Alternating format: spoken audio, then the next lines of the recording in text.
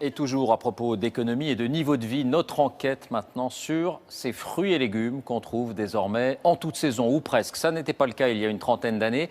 Exemple ce soir, la filière des tomates. Un pays est en train de s'imposer comme le plus gros fournisseur en France et en Europe. Il s'agit du Maroc. Dans quelles conditions et à quel prix? Laurent Desbonnets, Valérie Lucas avec notre bureau à Montpellier. Elles sont présentes sur les étals toute l'année, été comme hiver. Les tomates. En ce moment, la plupart viennent du Maroc. 1,60 € le kilo, mais pas toujours au goût des vendeurs. Pas terrible. C'est pas trop la saison, hein.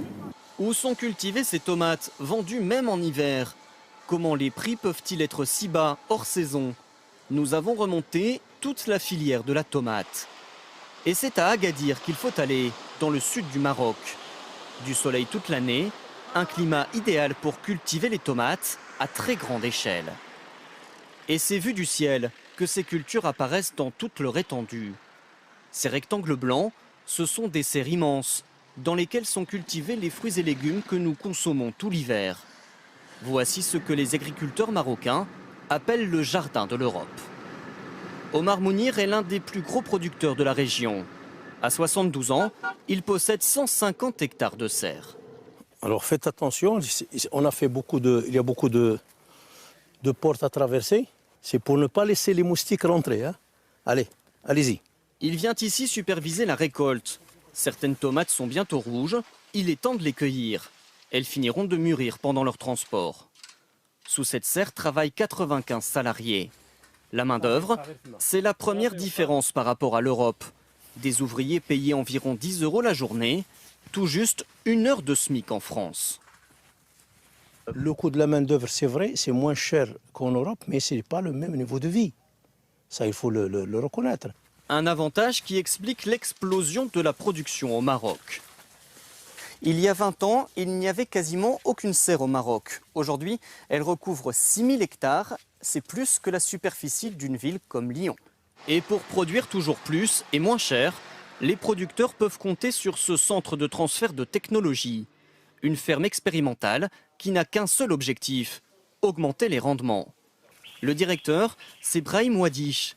Dans ses serres, il fait la chasse au gaspillage. Ici, par exemple, un système d'irrigation qui programme les arrosages à la goutte près. Ici, on veut économiser de l'eau. Donc on veut voir quelle est la dose et la fréquence optimale pour avoir le meilleur rendement. Et on peut économiser jusqu'à combien d'eau? On peut économiser jusqu'à 50% d'eau. Un peu plus loin, le scientifique perfectionne des techniques de culture hors sol, semblables aux plus modernes employées en Europe. Des blocs de plastique remplis de fibres végétales. Avec ces innovations, la culture marocaine est ultra compétitive. Ses importations en France ont plus que doublé depuis 10 ans, quand la part de marché des grandes rivales espagnoles est en légère baisse. Cette recette, efficace pour la tomate, les producteurs l'appliquent désormais à d'autres cultures, comme celle du poivron. Dans sa station de conditionnement, Omar Mounir emballe ce jour-là des légumes cueillis il y a quelques heures seulement. Ce qui est en train d'être préparé, il va être, une fois refroidi, il va être chargé dans la nuit. Direction Perpignan, porte d'entrée du marché français. Et côté transport, les producteurs font là aussi tout pour réduire les coûts. Il y a 10 ans, toute la marchandise partait par camion. Coût 21 centimes par kilo. Le bateau est aujourd'hui moins cher, seulement 15 centimes par kilo. Désormais, 40% des tomates marocaines partent donc vers la France par la mer.